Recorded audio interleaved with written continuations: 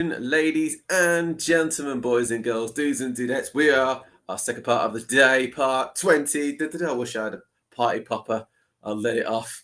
Celebratory part 20. That is right. This is FPL talk, and that can only mean one thing. We are talking all things FPL, all things fantasy Premier League here on Wednesday afternoon. Hope you're all having a good Wednesday. It is 2:30. It is exciting times. Yes, it is. I will get you guys seeing what I'm seeing. In the meantime, I'll remind you, wonderful people, like I do at every video, of what is occurring in terms of my socials. I am obviously on Facebook, and that is AJP85-channel. I'm also on the wonderful X AJP AJ1985P. Tell a lie. AJ985P. Don't get that wrong, people. You'd be on the wrong channel. I'm on Twitch, A_J_P_8_8_5. And I'm also on YouTube, which is where we are streaming live from. Also, AJ Hardy85. Like, subscribe, and follow if you would. Wonderful people. Comment also, please. Send some messages. Let's talk all things fantasy, all things football if you want to as well. Let me know your team details. Compare with mine, give each other tips, etc. Let's see how we go. So we start off with the Carabao Cup details. I mentioned it in the previous part about what was going to happen. And this particular article, really quickly, on Sky Sports, explains that this particular cup itself, which has 4 matches, it starts tonight, it's also on tomorrow, it could springboard certain teams, dreams the rest of the season in a weird way. It could springboard Arsenal's to get yet another trophy. We can end up getting a dynasty, apparently. It could also technically do something for Crystal Palace as well, when you think about it. Crystal Palace themselves, they might end up getting a one-off chance of winning a competition or a trophy in their time. Also, Newcastle, they're playing as well. Could they end up, as it says there, I was going to say about the 70 years. It's been 70 years since they won. So maybe, just maybe, if they win that might make it all worthwhile with the massive investment that they've had and everything that's happening over there, the upheaval, the players that they've got, talent they've got in that particular team. You think that maybe Newcastle could at least push to the final. Again, they've got a decent fixture against Brentford, but Brentford, again, there could be a shock.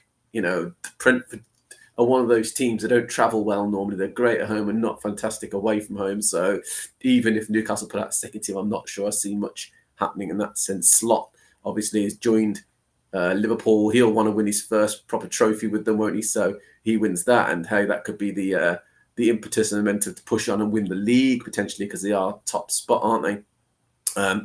Talk about Saints, they play against Southampton, they play against them, don't they? If they do well or even get a good result, you never know, that could be a revival in terms of the fact they're in the relegation zone and pretty bad in the relegation zone side of things. Amorim, can he win his first, potentially get to the first final and maybe even win his first cup like some of the previous managers have done at Manchester United? That'd be great for him. He'll feel the confidence boost he'll get from winning, the belief that you'll get that those players can actually perform how he expects them to as well. And on top of that, Spurs and aren't the greatest at the moment. They're up and down, aren't they, in this season themselves? If he wins the cup itself or gets to the final, that could end up calming down things in and around the Tottenham Hotspur Stadium, couldn't it really? They do have a decent team when they play well, and they've got their full 11, the starting 11. They're a good side. Obviously, Vicario, it's going to be a big miss for them for quite a while. If they can get those 2 centre-halves fully fit in Van der Ven and Romero, Udagi as well, playing Poggio, they are a good side in that sense. So really, when you think about it, Tottenham they could do well. They really could do quite well in that sense. So something to keep an eye on. Indeed. So if they win, fingers crossed, they go all to the final. But I'm all eyes on Arsenal naturally as well in that sense. So as my news suggested, I have a new player. I do. I had a new player. I made this decision late last night. I made it for a couple of reasons, really, in a sense. I looked at my team and I thought to myself, where does it need any kind of surgery, any kind of repair, any kind of coverage in that sense as well? I looked at form, I looked at players, I looked at who I have got and who I haven't got and who I want to bring in. I looked at the price predictor as well, and that sort of control thing. We already know, as declared at the end of the previous part 19, that I brought in Amad Diallo. I brought him in for Jorginho Rutter. Jorginho Rutter wasn't doing well for the past few weeks. He's been a bit up and down with his form, so therefore it was a fairly straightforward change. I wanted to do that obviously before Amad Diallo went up again. I brought him in at 5.1 million, so he's now 5.2. So immediately I've already made, not I've made anything off it, but he's gone up, and if he goes up again, I will make something off that next price change, which apparently is due, and I'll show you that in a minute. But I have made a second transfer. I made it fairly promptly with the idea of one of the players, a bit in free fall at the moment, or a bit up and down as well. It is yet another midfield change. It is. I can tell you factually, it isn't Brennan Johnson just yet.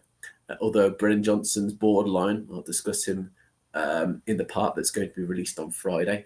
It's not Johnson. It's not Bukayo Saka, who I think is going to be a mainstay in my team for the whole season, to be very honest with you.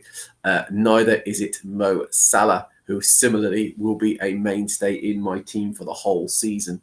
Instead, ladies and gentlemen, I have leaped off at the right time Morgan Rogers. I believe he's obviously gone down in price, which will have affected his sale price as well. Now he's dropped to 5.3. I brought him in at 5 million. At 5.4, he was sold.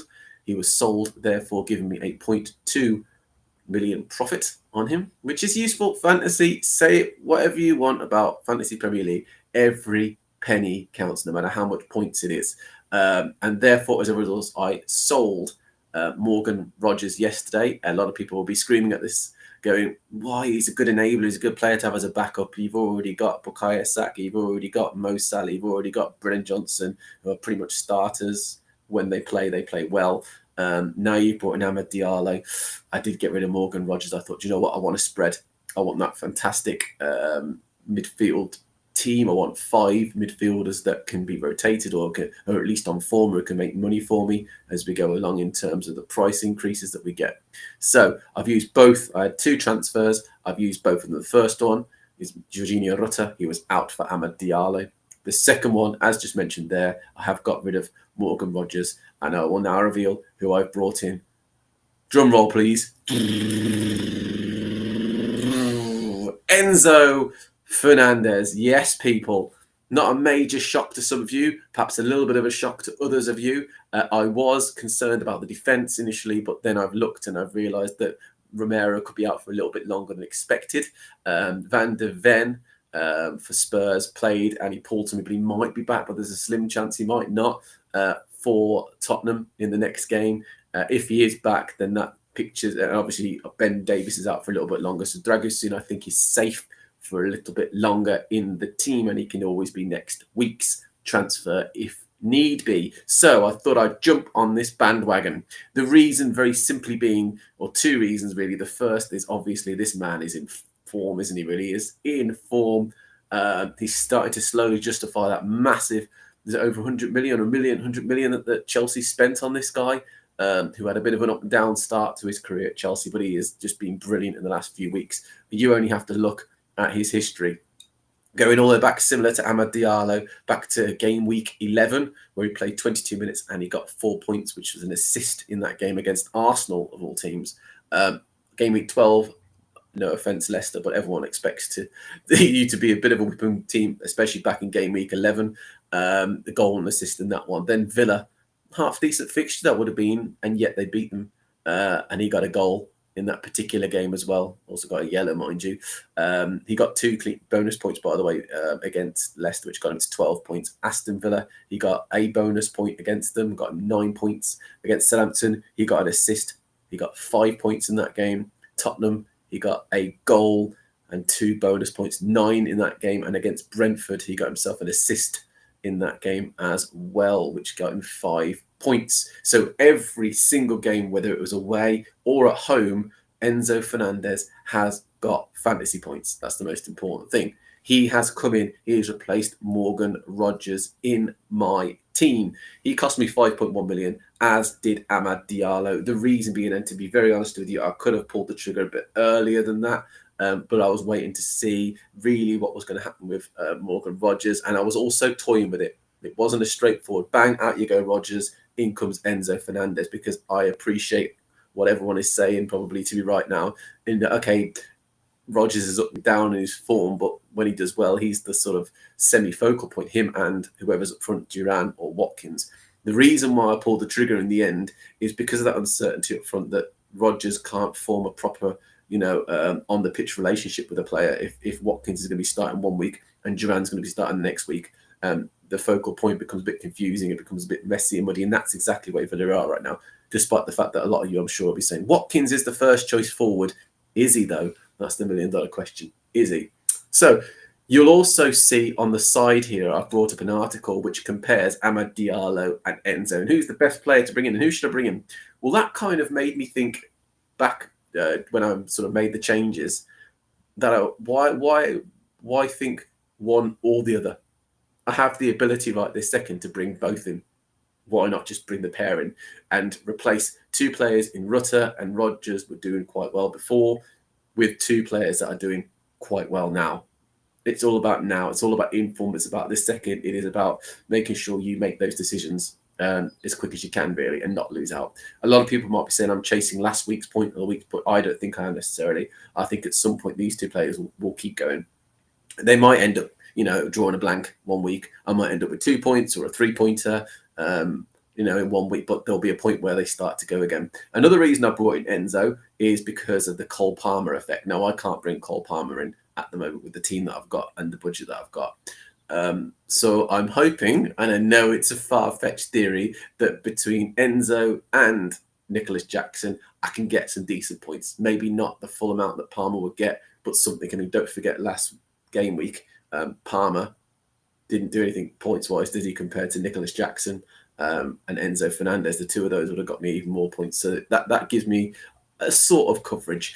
The negative to all of this, if you can even call it a negative, is I have blocked off the chance to bring in Enzo Maresca as a manager, as part of the assistant manager setup, because I have 3 Chelsea players. It's something at the beginning of the season, never thought would happen.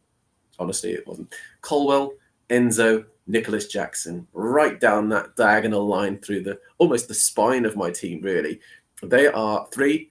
I think they're the only, yes, they are looking at this. They're the only team, but you could argue Liverpool, but Liverpool Kwanzaa's a bit of a question mark, isn't he, really?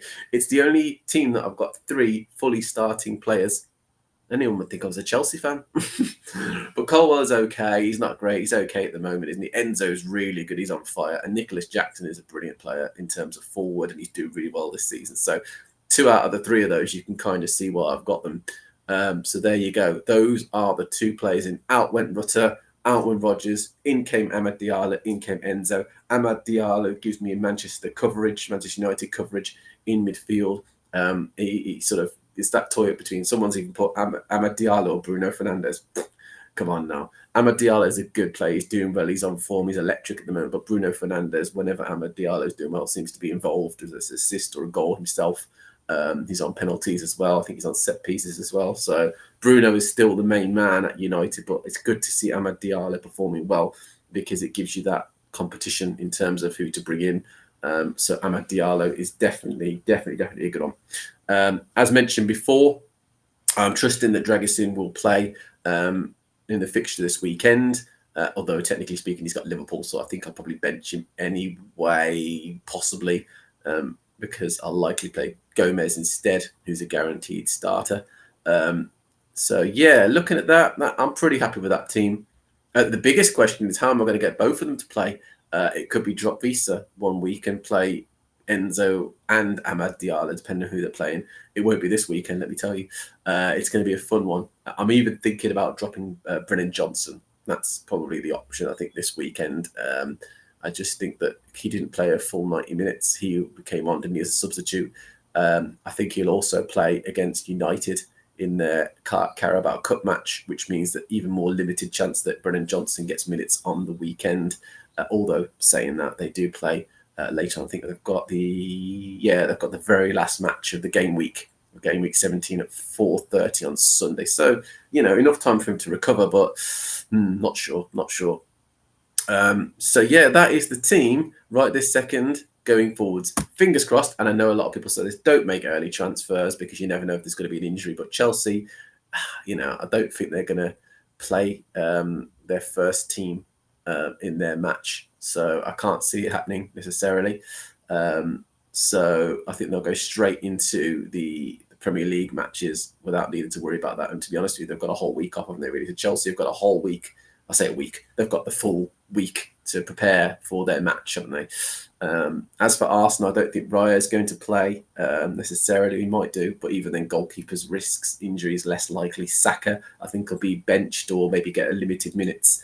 Amad Diallo probably will not play because then they've got Rashford and they've got Garnacho to play on the wings as well. I see Brennan Johnson playing though. I do. I see him playing in the match against United.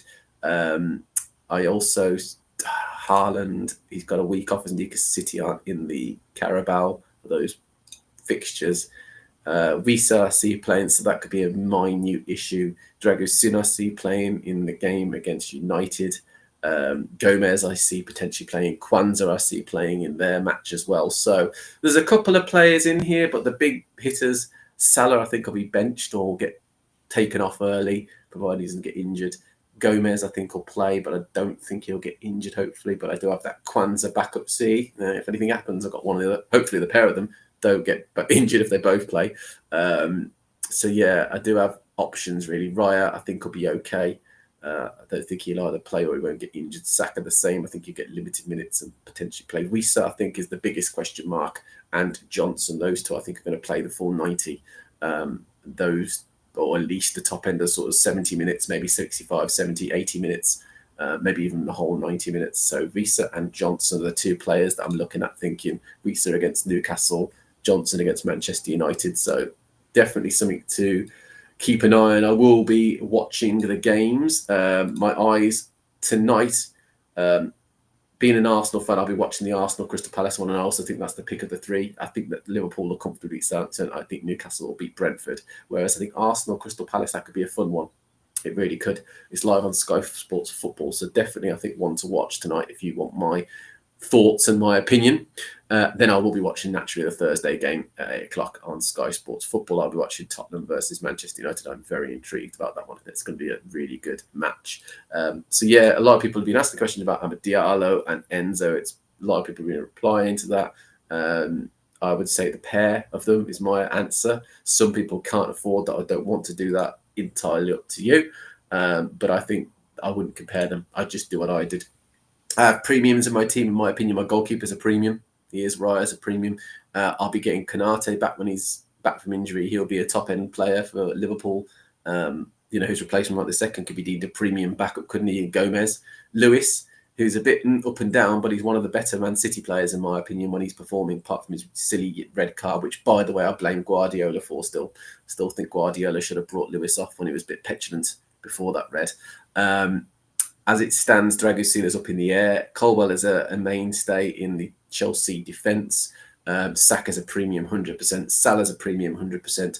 Johnson, if he just started more games, I mean, I'm talking every single game now and wasn't a bit fragile, I'd put Johnson up there as being a sort of mid to premium player. Son, obviously, is their premium. The second in line to that, in my opinion, is your Madisons and your Kulusevski and Johnson to sort of sit in a three pool, those three. If Johnson's minutes continue to get reduced or the points continue to drop a little bit, I will be very much jumping off the Johnson bandwagon.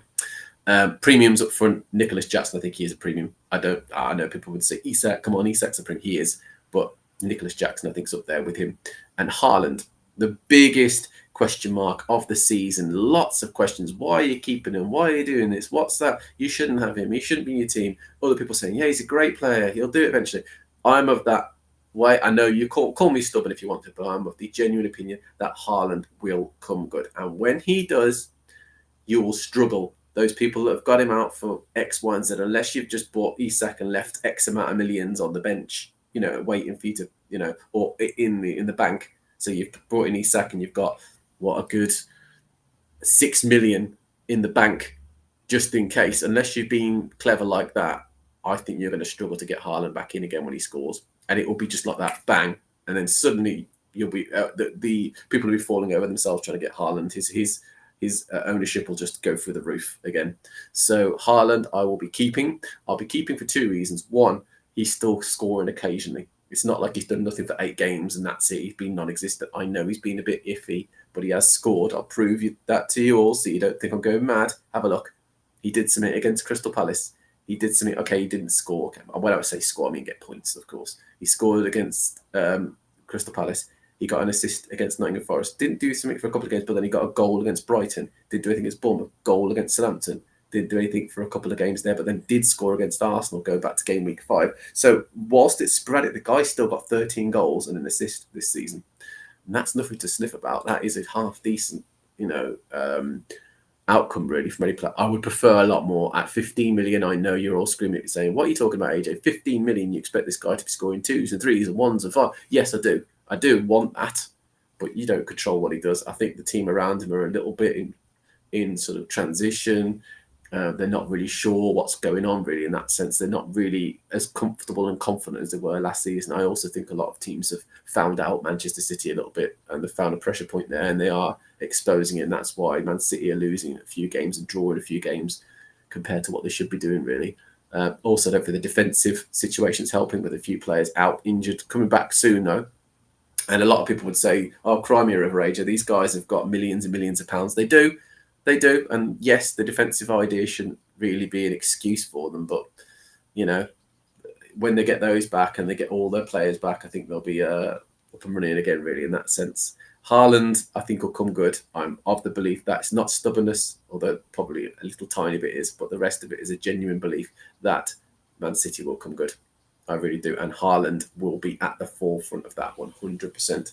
Mark my words, people. Give it a week or two. Give them an opportunity. I mean, they play Aston Villa on the weekend. Anything could happen in that game. But a home match for Man City, maybe against Everton, against Leicester. The 29th of December is maybe I know it's a couple of game weeks away, but you look at that game and you think if Haaland can get a couple of goals in that one, off he goes. And that's all it takes is 1 or 2 goals, the confidence to come up the team to raise their performance levels, and off we go again. So as you can see, that is very much the team at the moment in terms of transfers, in terms of that.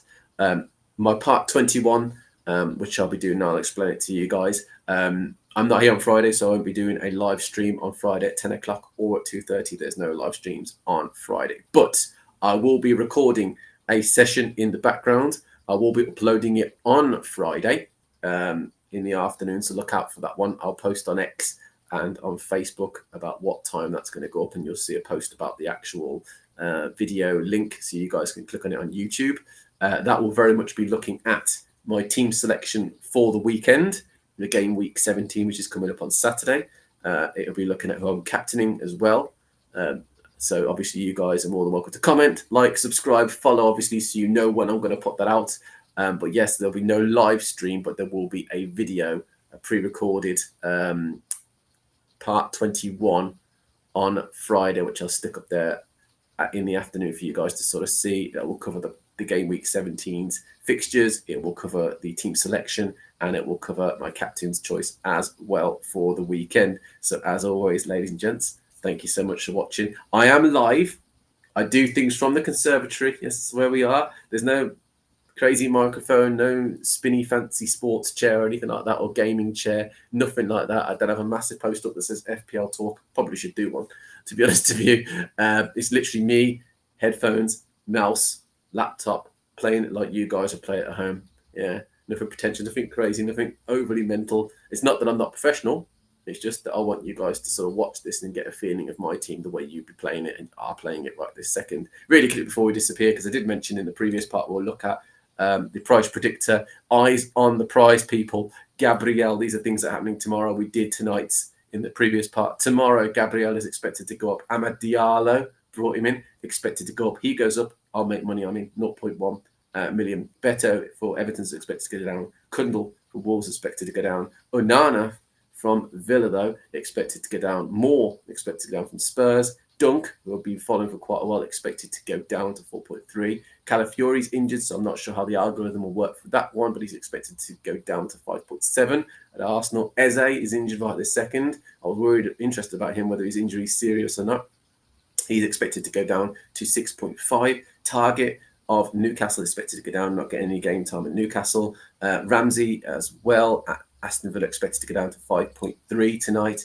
And that is your set of going downers. Going up, obviously, we looked at earlier today, Isak Kadioglu, Winks, and Sangara.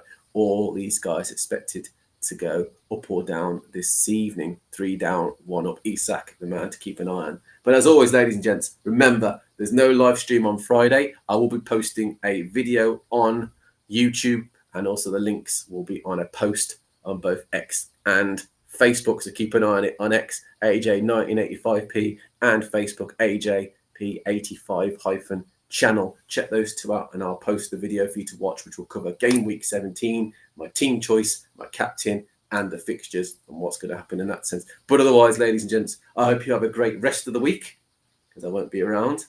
That's right. A great weekend, as always. Thank you for tuning in. Thank you for joining. If you're not watching it live, thanks for watching it on YouTube, on my channel itself.